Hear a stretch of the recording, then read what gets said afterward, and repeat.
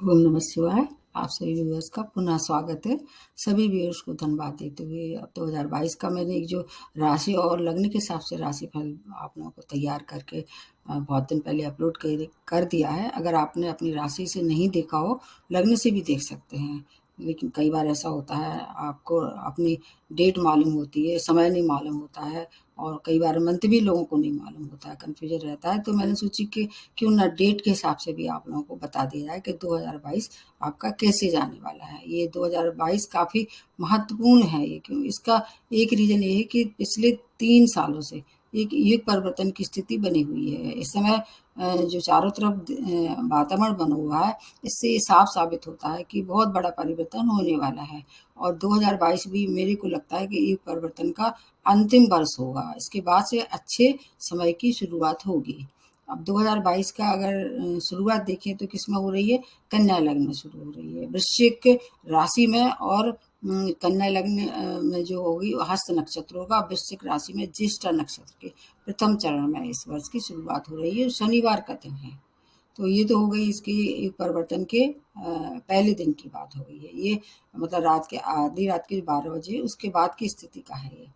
अब इसका टोटल अगर किया जाए 2022 का कुल टोटल भाग्यांक बनता है 6।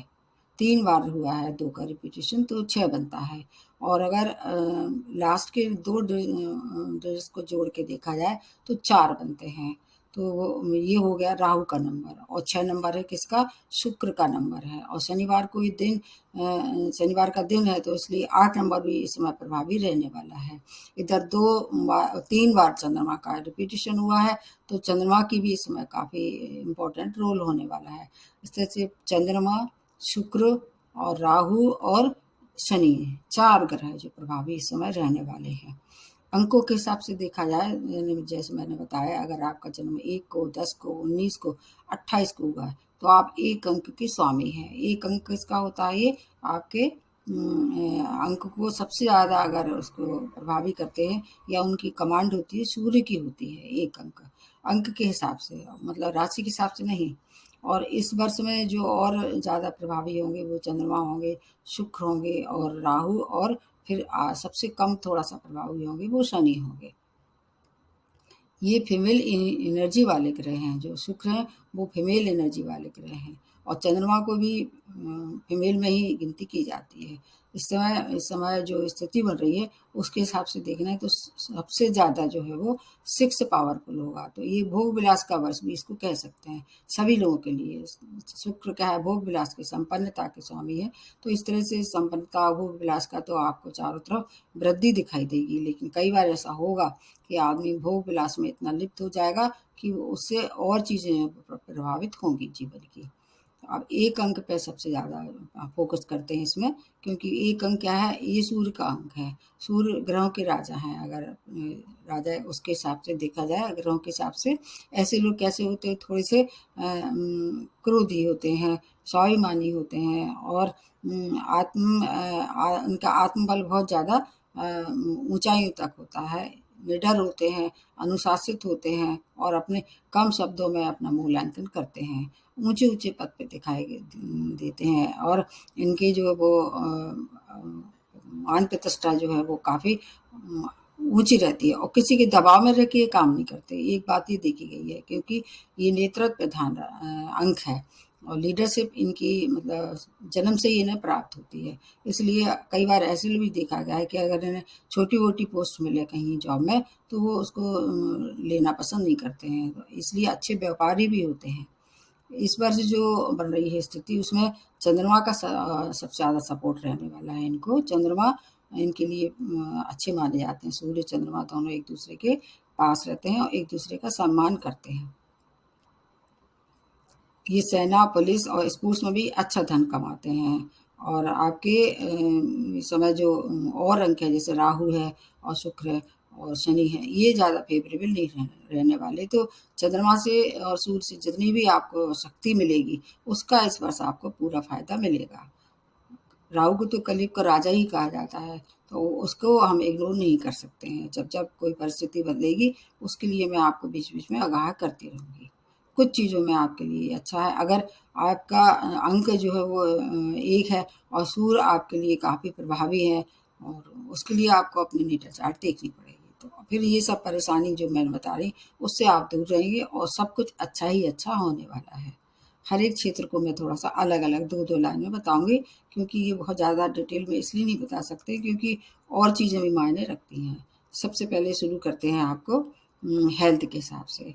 हेल्थ के लिए ये मिक्स रहने वाला है। अप्रैल तक का समय काफ़ी अच्छा रहेगा, उसके बाद थोड़ी-सी आपको परेशानी आ सकती हैं।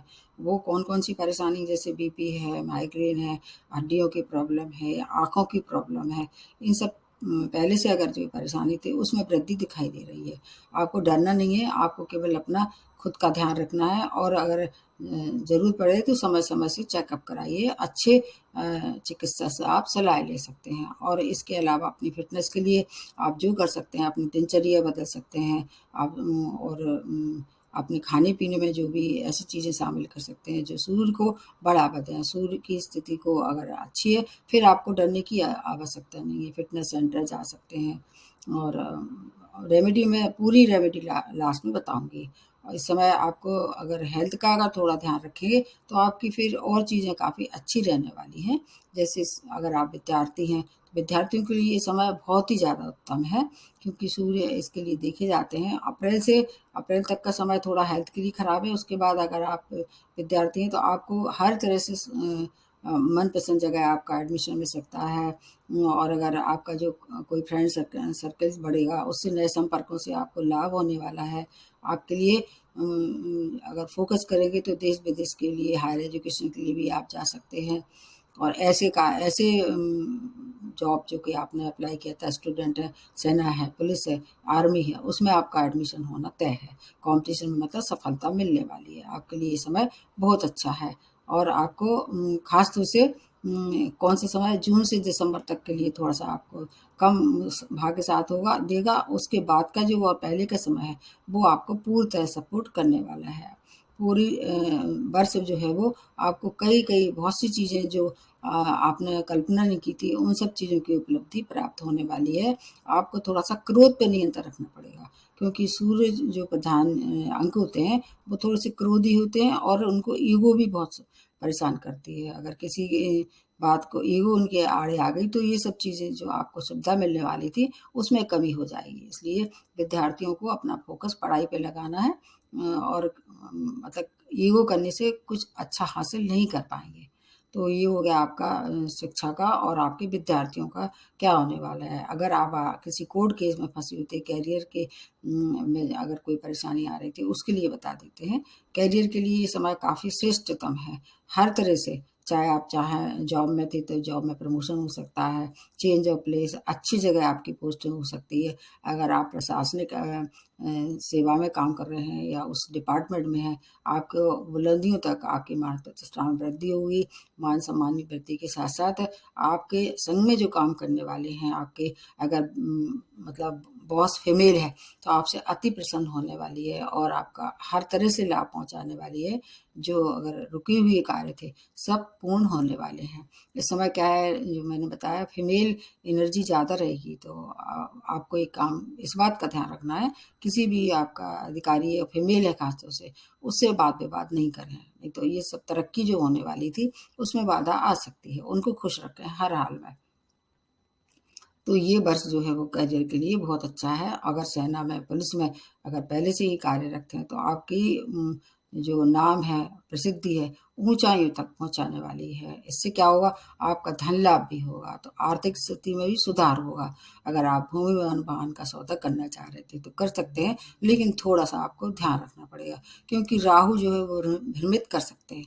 जब भी कोई काम करें, किसी से सलाह ले लें, और खूब अच्छी तरह से डॉक्यूमेंट देख के, परख के, फिर उस पे साइन करें। बड़े इन्वेस्टमेंट से इस समय आपको बचना होगा। राहु कई बार उतार-चढ़ाव दे देते हैं, और धन हानि हो सकती है।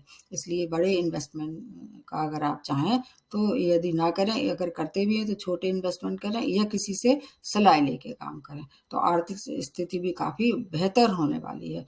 धन से जुड़ी हुई सभी समस्याएँ जो है वो आपको हल होंगी। कोई भी परेशानी इस तरह से नहीं होगी जो आपके काम में रोड़ा लगा सके। तो उसकी वजह से क्या होगा, आपके पारिवारिक रिश्ते काफ़ी अच्छे रहने वाले हैं। अगर आप अविवाहित थे तो विवाह संपन्न हो सकता है। वैवाहिक संबंध खराब हो रहे थे तो उसमें कुछ मनमुटाव आ रहा था, तो वो अब क्या है, सुखद सूचना आएगी। सब घर परिवार के लोग बहुत आपसे प्रसन्न होंगे और उन नए-नए उपहारों की उपलब्धियाँ भी आप देख सकते हैं। भूमि, वाहन का सौदा करने से घर के जो सभी सदस्य आपके फ़ेवर में और आपके सहयोग में आपके पीछे खड़े दिखाई देंगे। एक बात आपको इस बात का ध्यान रखना है कि अपने जो परिवार के लोग हैं, उनसे क्रोध ना करें और संवेदनहीन स्थिति में उनसे बात ना करें।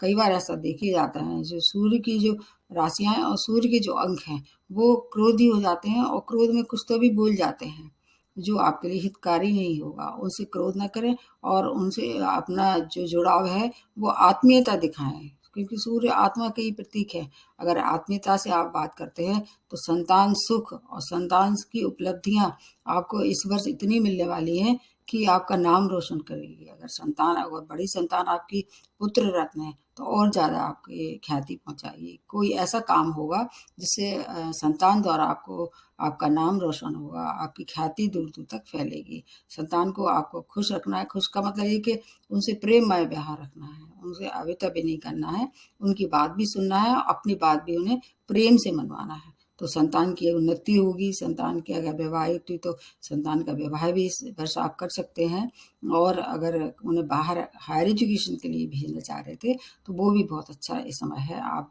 उसको भी भेज सकते हैं। आपके लिए ये समय काफ़ी सुखद रहने वाला है। करियर के लिए भी आपके अगर विद्यार्थी हैं तो वो उसके लिए भी अच्छा है। प्रेम प्रसंग में हैं तो प्रेम विवाह में परिणत हो सकते हैं। अगर आप चाहें तो अंतरजातीय विवाह भी इस समय कर सकते हैं। ये स्थिति अच्छी बनी हुई है। आपके लिए हर एक क्षेत्र में अच्छी सूचना है, मतलब आर्थिक होगा लाभ, करियर में हर तरह से उन्नति, पारिवारिक सुख होगा। बस थोड़ी-सी आपको हेल्थ के लिए ध्यान रखना है, और हेल्थ के साथ-साथ कुछ महीने ऐसे हैं जो आपको विशेष हानि पहुँचा सकते हैं। उस महीने का आपको विशेष ध्यान रखना है।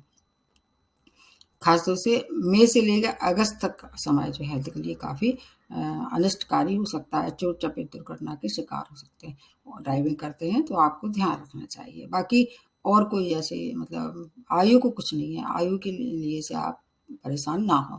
अब बताते हैं आपको क्या-क्या बचना चाहिए और क्या आपको रेमेडी करना चाहिए। सबसे पहले ईगो से बचना चाहिए। जो सूर्य के अंक होते हैं वो बहुत ज़्यादा कैसे होते हैं, अहम होता है उनमें, अहंकार होता है। वो किसी को अपने सामने ठहरने नहीं देते हैं। इसलिए ईगो से बचें, क्रोध से बचें, और अति आत्मविश्वास किसी पे ना करें। और अपने स्वयं को भी क्या है, ओवर कॉन्फिडेंट होके कोई कार्य ना करें। जो भी कार्य करते हैं सबकी सलाह से करें। ये 3 चीज़ें तो आपके लिए देखी जाती हैं, और जो भी कार्य करते हैं उसमें बड़े लोगों का खासतौर से पिता का अगर आप सहयोग लें तो और ज़्यादा सफलता मिलेगी। ये सब आपके लिए हिदायत दी जाती हैं। और रेमेडी के लिए आपको क्या-क्या है, जैसे भी आपको क्या करना चाहिए, नेत्रहीन लोगों की जो जितना हो सके उनकी मदद करें, पिता का सम्मान करें, और कुछ समय आपको धूप में बैठना अगर आप बैठ सकते हैं तो 5 मिनट, 2 मिनट, 3 मिनट जितना भी धूप में बैठ के जो है वो उसका आनंद लें, अपना मतलब सूर्य प्रवल करें। और इसके सूर्य मंत्र भी कर सकते हैं। सूर्य को हल्दी मिला के अगर जल चलाएँगे तो और ज़्यादा होगा। तांबे के बर्तन में पानी पी सकते हैं रात के रख के, और सुबह उसको पी सकते हैं। तो आपके सभी कार्य रुके हुए, धन से, संपत्ति से, संतान से, हर तरह से आपको मतलब हर तरह से आपको शुभ समाचार मिलेंगे। हेल्थ भी कंट्रोल में रहेगी। अगर हेल्थ ठीक नहीं होती तो बाकी काम तो होना निश्चित ही आपको परेशानी वाले हो सकते हैं। अगर दुश्मन परेशान कर रहे थे वो भी शांत हो जाएँगे, कोर्ट केस में थे उससे भी निपट जाएँगे। पूरा वर्ष जो है वो आपको कुछ न कुछ अच्छी सौगातें प्राप्त होने वाली हैं। आपका समय एवरेज से लेके और गुड होने वाला है। तो आज के लिए इतना ही। नमस्ते और धन्यवाद।